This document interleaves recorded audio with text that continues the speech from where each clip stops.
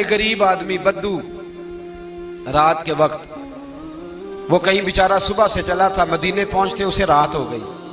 اس نے ڈرتے ہوئے نا خیمہ ہی باہر لگا لیا. جہاں رات ہوئی نا آدھی رات ہو گئی، 1-2 بجے سمجھ لے پہنچا مدینے، تو اس نے باہر نے خیمہ لگا لیا. بیوی اس کی امید سے تھی، بچے کی ولادت کا وقت قریب آ گیا، بیمار ہو گئی. اس نے خیمہ لگایا، بیوی اندر ہے. حضرت عمر فاروق گشت پہ تھے رات کو، ساتھ ایک غلام تھا. حضرت عمر فاروق رضی اللہ تعالیٰ عنہ کہنے لگے وہ آگ جل رہی ہے تھوڑی سی، پتہ کرو کون ہے. تو آپ کا غلام پتہ کرنے گیا تو بدو نے ڈانٹ دیا، کہنے لگے جاؤ تمہیں کیوں بتاؤں.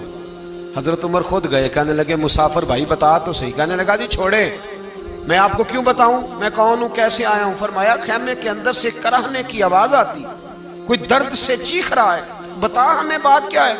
کہنے لگا جی میں فلاں بستی فلاں علاقے کا ایک غریب ہوں، امیر المومنین عمر فاروق سے ملنے آیا ہوں، اور رات ہو گئی ہے تو یہاں خیمہ لگایا ہے، صبح میں ان سے مل کے چلا جاؤں گا.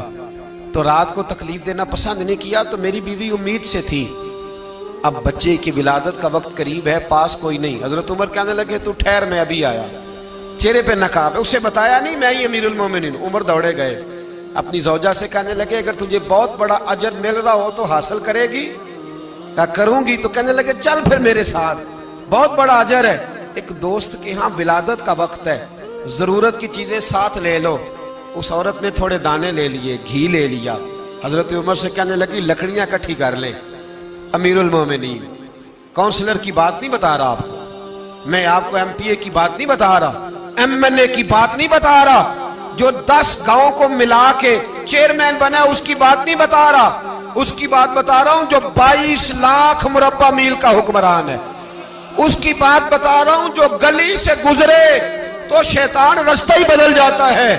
اس کی بات بتا رہا ہوں جس کے بارے میں میرے مصطفیٰ کریم صلی اللہ تعالیٰ علیہ وآلہ وسلم نے فرمایا میرا عمر تو وہ ہے کہ 950 سال حضرت جبریل بھی اس کی شان بیان کرے تو عظمت ختم نہیں ہوتی.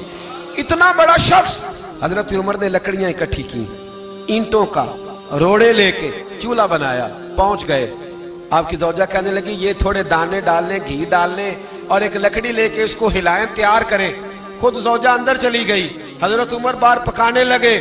وہ بدو کہتا ہے میں اس طرح کا ان کے ساتھ بہیو کرنے لگا جیسے کو کسی چوکیدار کے ساتھ نہیں کرتا.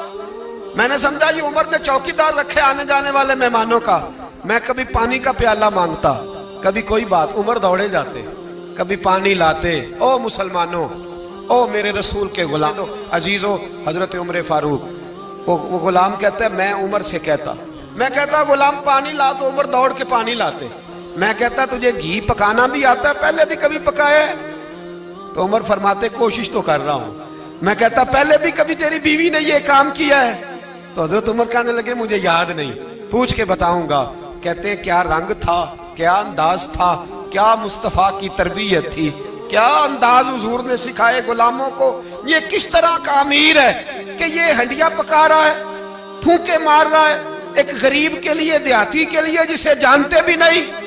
اندر اس شخص کی بیوی کے ہاں بیٹا پیدا ہوا تو حضرت عمر کی بیوی اندر سے بول کے کہنے لگی امیر المومنین مبارک ہو، آپ کے دوست کے ہاں بیٹا پیدا ہوا ہے. جب کہا نا امیر المومنین مبارک ہو تو وہ شخص کہتا ہے میرے ہاتھ کانپنے لگے اور میں اس طرح دوڑا کہ میری پگڑی گر گئی. میں دوڑا تو عمر نے بلایا، کہا کدھر جاتے ہو؟ کہنے لگا آپ امیر المومنین ہیں، آپ امیر المومنین، آپ عمر ہیں. کیسر و کسرا جس کے نام سے کانپے آپ وہ ہیں، جسے مصطفیٰ نے دعا مانگ کے اللہ سے مانگا وہ والے عمر ہیں آپ، جس کے لیے علی المرتضیٰ فرماتے ہیں میں روز دعا کرتا ہوں وہ والے عمر ہیں، جس کے بارے میں ابو بکر صدیق نے فرمایا تھا کہ میں اللہ سے کہوں گا مولا جو تیرے محبوب کی امت کے حق میں سب سے بہتر تھا میں اسے خلیفہ بنا کے، وہ والے عمر ہیں.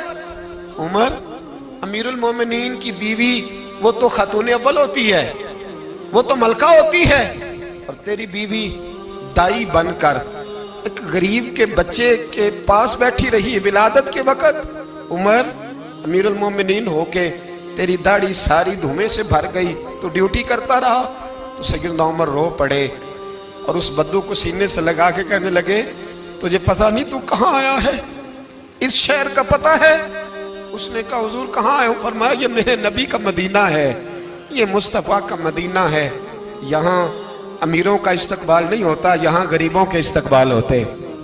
یہاں حضور نے اس اسٹیٹ پہ میرے رسول پاک نے وہ والا رنگ دیا ہے کہ اب غریب سر اٹھا کے جینے لگے ہیں، اب مزدوروں کو عزتیں ملنے لگی ہیں، اب یتیموں نے سر اٹھا لیا ہے کہ ہمارا کوئی سننے والا